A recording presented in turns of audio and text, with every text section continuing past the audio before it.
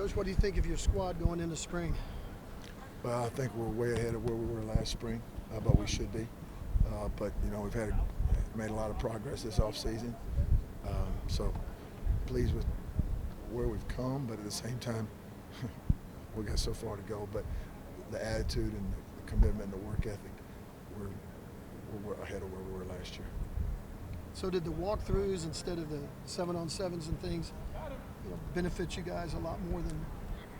Anytime you can teach. Anytime you have teaching times and they're walking through it where they can see it, I think that's how a lot of kids learn. And the more of those we can do, which we do a lot here. The more of those we can do, the better off it is, and you see the incremental improvement.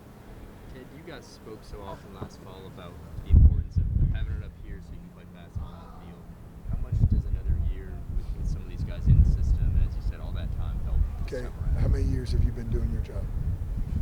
Several. Okay. How much better were you after the first year than when you started? Better every year. There you go. Yeah, so same thing in football. No different. Yeah. Can you kind of put a gauge on Saul McCollum, the defensive end last year at Indiana? Can you put a gauge on where he is at linebacker with Cheetah, his understanding? Yeah, he's done a good job so far coming in and learning. And at the same time, been real impressed with how he's worked. And he's put on some weight. He came off an injury, so he's put on some weight. And just got to keep grinding, man. But yeah, he's got a bright future.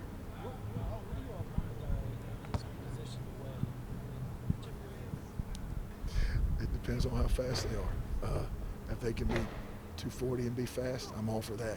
If they can be 220 and be fast, I'm all for that. So each body type's a little bit different, and each player, their target weight is where their ultimate weight is a little bit different. So again, so much more of it is maybe not about just weight, but about composition, about the body composition, and that's big. And our strength coaches the nutrition department do such a great job with that. Yeah. Ted was just talking to Danny about how much he's You were grown. talking to who? Danny, how much he's grown as a leader this year. What have you seen? I've seen that, yeah. As far as his, knowledge is power. And last year, he went this way. His game went this way. It really elevated. And part of that is he got understood things more and got more comfortable. And part of it, the reason it happened, because he put so much time in, his level of commitment. And I've seen a lot of growth and a lot of improvement, and still need a lot more from him. And he's capable of that. And I know that he wants to be in that role for this football team, and he's working to get better every day. And we're trying to help him as coaches. Coach, what do you see as the main thing you want this team to accomplish this spring? The right mindset. I want an attack mindset. That we attack everything every day, and if we do that, we're going to be just fine. But to understand, the difference between winning and losing, the very, very small things that when you go back and you watch the third downs or you watch the fourth downs, what some people may not see, what some people may consider little mistakes, they're big mistakes because they allow the other team to stay on the field. And so many times in a game of football, when you make a mistake in those situations, the other team ends up scoring. And that happened to us a lot last year. And, to be able to, we had 5 one-possession games. So, to be able to get over the hump, just to get better with the details. And obviously being another year in the system. But we have a lot of new guys too, But, that's a good thing too. They've all brought something different to the table. So just see how it keeps blending and keep growing and keep improving. That's the goal, man. Get better every day. I know that sounds like coaching talk, but that's life talk. Talk about your linebacking core. You've added some guys. It looks like you have some of the best athletes there. So how's it coming together?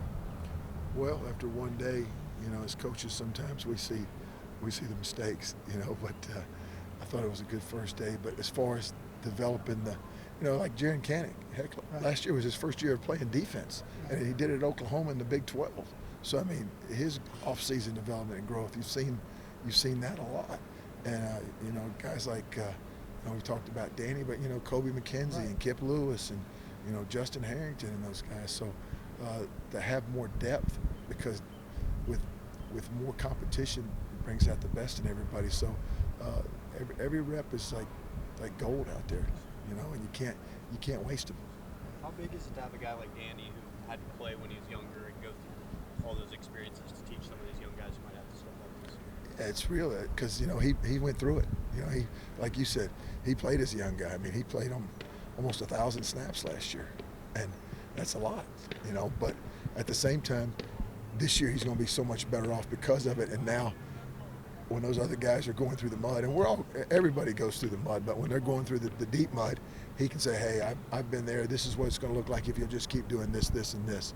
And as a peer and as a guy that our guys see as a leader, that means a lot.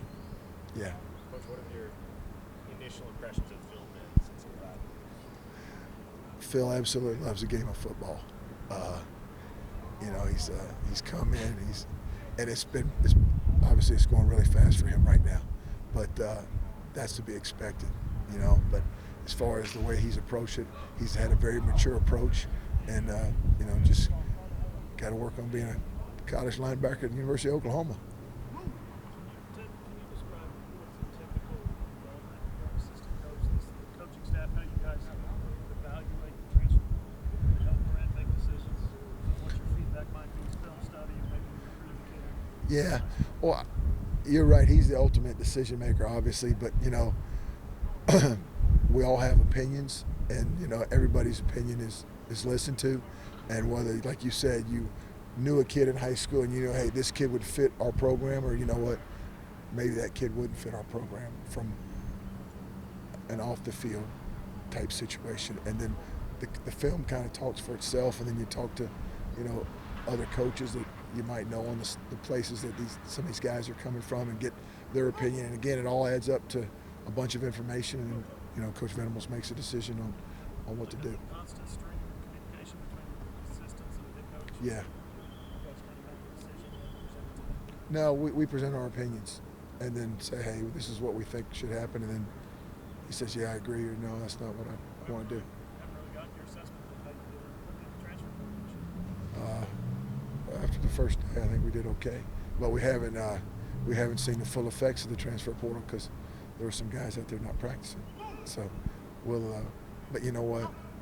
We got shorts on, man. So we'll see how it goes when we put pads on. Yeah. In that vein, Ted, Brent talks about adding physicality at the point of attack. When you have Absolutely. Trace and Rondell and Jacob and Devon, what do they bring in that respect? What have been the impressions, even if you're in shorts now? Well, again, the guys that have a mature approach because they've already, and this is like their last shot. They're here for a reason, and they're